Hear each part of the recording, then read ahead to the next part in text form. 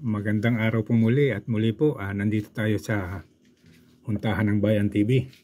At ito naman pong pag-usapan natin itong nakaraang birthday ng Pangulo at yung pagkakaroon niya ng mga imbitasyon at yung sinasabing surprise guest na Duran-Duran at saka yung naging issue naman doon sa Skoda Shoal at doon sa mga crew ng barko na nakatalaga doon. Ituloy muna po natin ito. Of the President mismo ang naglabas ng mga eksklusibong imbitasyon sa mga nangungunang bilyonaryo at politiko sa bansa para sa star-studded birthday celebration ni Pangulong Bongbong Marcos na nagtatampok ng pribadong Duran-Duran concert sa Manila Marriott.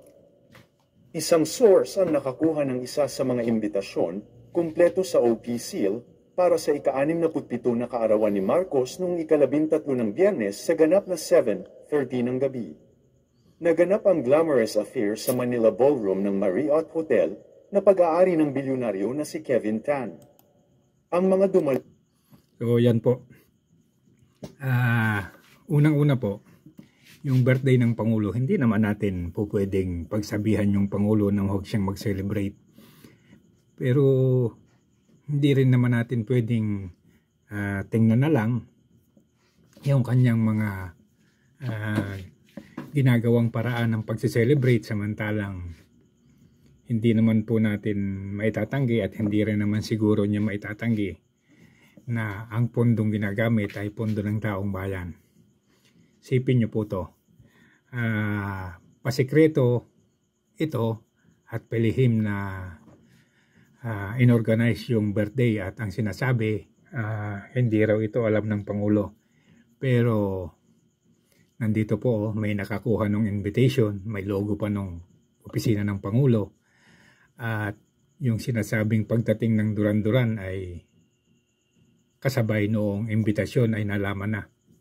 So yan po yung naging issue naman yan na sinasabi ng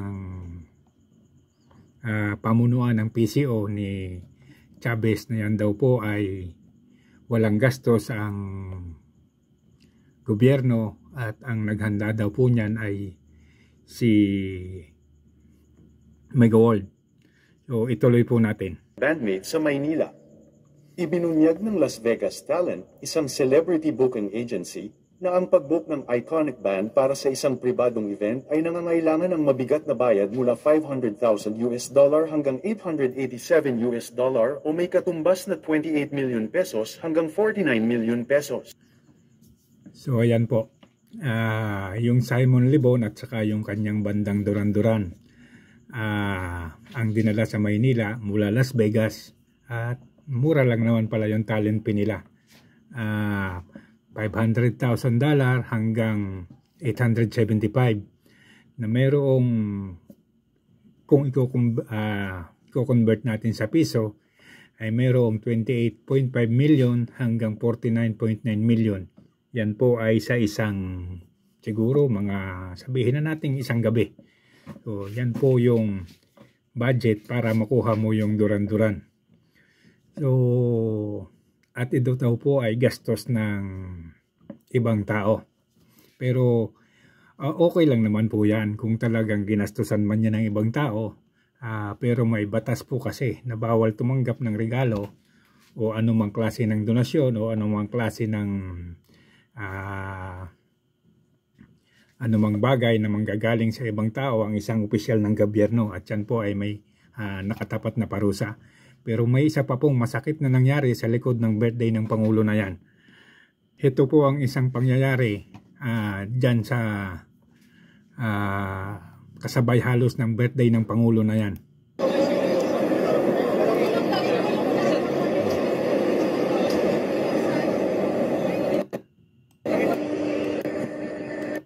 So yan pong inyong nakikita, yan po yung mga crew ng BRP Teresa Magbanwa na nagbalik sa Palawan galing sa Skoda Shoal. Ang problema po, mga gutom yung crew at mga dehydrated.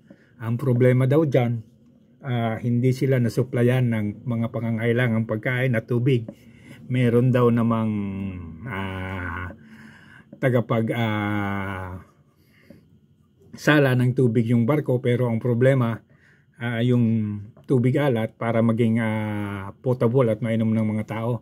Ang problema lang, masyado na raw marumi o hindi na mapakinabangan yung mga filter, kaya hindi na magamit. So nagtiis na yung mga tao sa tubig ulan, at may sinasabi pa nga yung pawis ng mga cooling system ang ginagawa nilang inumin. So kaya po ganyan ang nangyari. At ito po ang masakit. Yung Pangulo natin ay gumagastos ng 49 million pesos sa isang gabi sa kanyang karawan, at para lang sa isang grupo ng mga nganta, at hindi pa po kasama dyan siyempre yung mga handa sa pagkain at kung ano-ano pang bagay. Sabihin na natin ang pinakamura niyang naging gastos ay 60 million. Ang masakit, mayroong grupo na ganito. Itong mga, sabi pa nga niya, yung kanyang asawa ay Vice Admiral ng Navy, pero ito ang nangyari.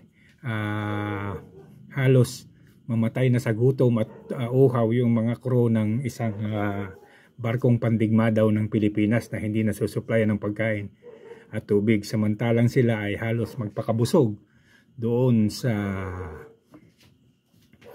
kaarawan ng Pangulo.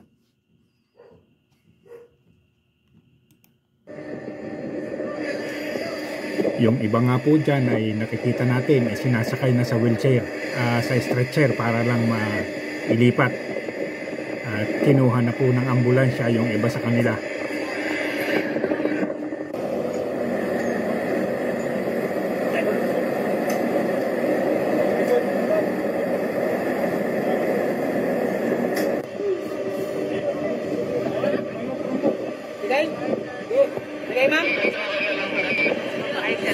Yan po ang masakit.